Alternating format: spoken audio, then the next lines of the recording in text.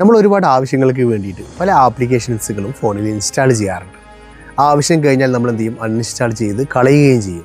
എന്നാൽ നമ്മൾ ഈ അൺഇൻസ്റ്റാൾ ചെയ്ത് വെച്ചിരിക്കുന്ന ഈ ആപ്ലിക്കേഷൻസുകൾ നമ്മുടെ ഡാറ്റകൾ ഉപയോഗിക്കുന്നുണ്ട്. അപ്പോൾ നമ്മൾ പല ആവശ്യങ്ങൾക്കായിട്ട് ഇൻസ്റ്റാൾ ചെയ്തിട്ട് പിന്നീട് നമ്മൾ അൺഇൻസ്റ്റാൾ ചെയ്ത് കളഞ്ഞ ആപ്ലിക്കേഷൻസുകൾ നമ്മളെ ഡാറ്റകൾ അടിച്ചു കൊണ്ടുപോകുന്നത് എങ്ങനെയാണെന്ന് ഞാൻ കാണിച്ചു തരാം.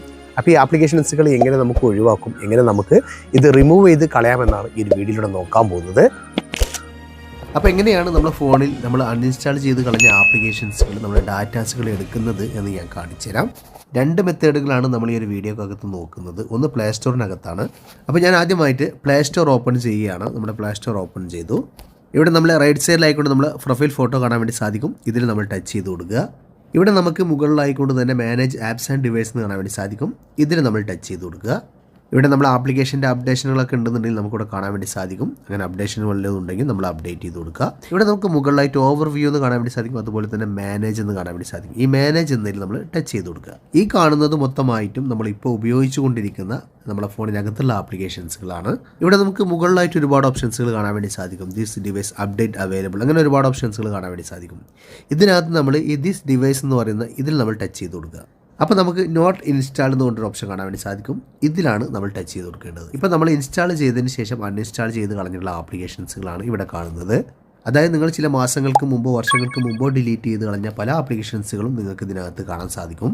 ഇത് നമ്മുടെ ഫോണിനകത്ത് നിന്ന് പോയിട്ടില്ല. നമ്മുടെ ഫോണിനകത്ത് തന്നെ ഈ ആപ്ലിക്കേഷൻസുകളൊക്കെ കിടക്കുന്നുണ്ട്. അതുകൊണ്ടാണ് നമുക്ക് ഇതിനകത്ത് കാണാൻ സാധിക്കുന്നത്.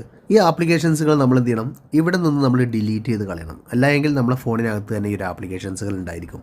ഇത് നമ്മുടെ മെയിൽ ID-ക്കകത്തായിരിക്കും മെയിനായിട്ട് ഇതൊക്കെ കിടക്കുന്നത്. നമുക്കിവിടെ ഓരോ ആപ്ലിക്കേഷൻസുകളും എത്രത്തോളം MB ഉപയോഗിക്കുന്നുണ്ട് എന്നതിനകത്ത് കാണാൻ സാധിക്കും. നമ്മളിതിൽ നിന്ന് മനസ്സിലാക്കേണ്ടത് ഈ ഒരു ആപ്ലിക്കേഷൻസുകൾ നമ്മുടെ സ്റ്റോറേജ് ഉപയോഗിക്കുന്നില്ല എങ്കിലും നമ്മുടെ മൊബൈൽ ഫോണുമായിട്ടുള്ള ബന്ധം ഈ ആപ്ലിക്കേഷൻസിനൊക്കെ ഇപ്പോഴും ഉണ്ട്.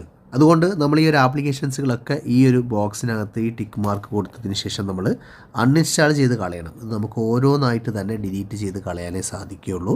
അപ്പോൾ നമ്മൾ ഇതൊക്കെ ടിക്ക് മാർക്ക് കൊടുത്തതിന് ശേഷം മുകളിൽ കാണുന്ന നമുക്ക് ഈ ഡിലീറ്റിൻ്റെ ഈ ഒരു ഐക്കൺ ഉണ്ട്. ഇതിൽ നമ്മൾ ടച്ച് ചെയ്ത് കൊടുക്കുക. ശേഷം നമുക്കിവിടെ റിമൂവ് എന്ന് കാണാൻ സാധിക്കും. ഈ റിമൂവ് എന്നതിൽ ടച്ച് ചെയ്ത് കൊടുക്കുക.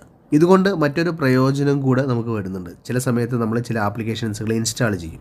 പിന്നീട് നമ്മൾ ഏതാണ് ആ ആപ്ലിക്കേഷൻ എന്ന് ഓർത്താൽ നമുക്ക് കിട്ടില്ല. അപ്പോൾ നമ്മൾ എന്ത് ചെയ്യാം?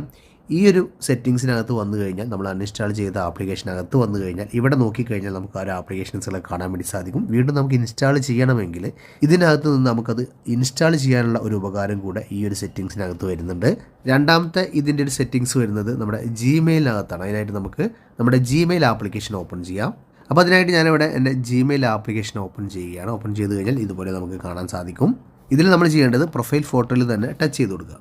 അപ്പോൾ നമ്മുടെ ഫോണിനകത്തുള്ള ജിമെയിൽ ID-കളൊക്കെ അവിടെ കാണാൻ വേണ്ടി സാധിക്കും. ഒന്നിൽ കൂടുതൽ ജിമെയിൽ ID ഉപയോഗിക്കുന്നവരുണ്ടെങ്കിൽ അതൊക്കെ കാണാൻ വേണ്ടി സാധിക്കും. അപ്പോൾ നമ്മൾ സ്ഥിരമായിട്ട് ഉപയോഗിക്കുന്ന ആ ഒരു ജിമെയിൽ ID ആണ് ഇവിടെ സെലക്ട് ചെയ്യേണ്ടത്. അപ്പോൾ നിങ്ങൾ ഒരു മെയിൽ ID ആണ് എങ്കിൽ നിങ്ങളൊന്നും പ്രധാനമായിട്ടൊന്നും ചെയ്യേണ്ട ആവശ്യമില്ല. ഇതുപോലെ തന്നെ വെക്കുക.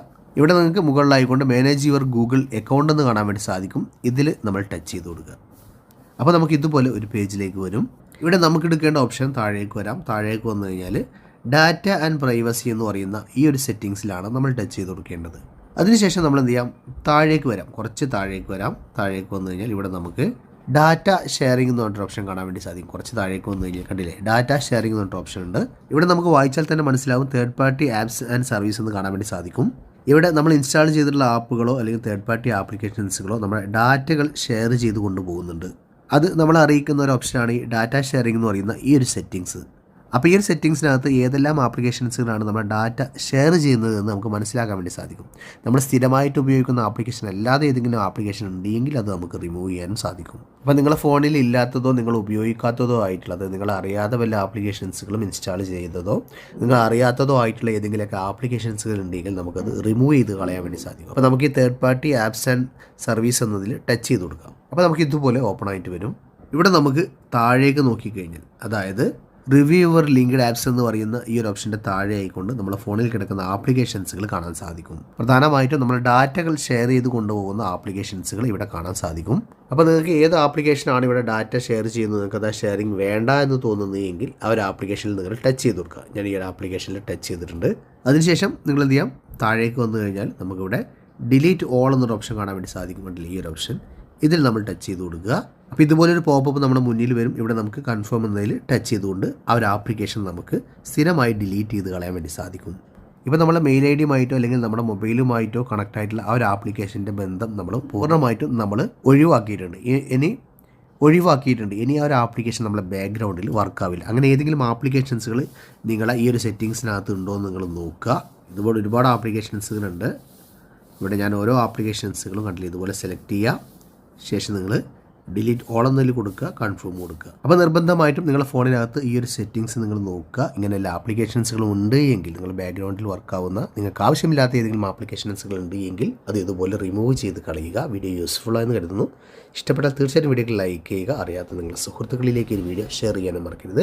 ഇതുപോലെ ഇൻഫർമേറ്റീവ് ആയിട്ടുള്ള മറ്റൊരു വീഡിയോയുമായി നമുക്ക് അടുത്തൊരു വീഡിയോയിൽ കാണുമ്പോഴേക്കും എല്ലാവർക്കും ബൈ.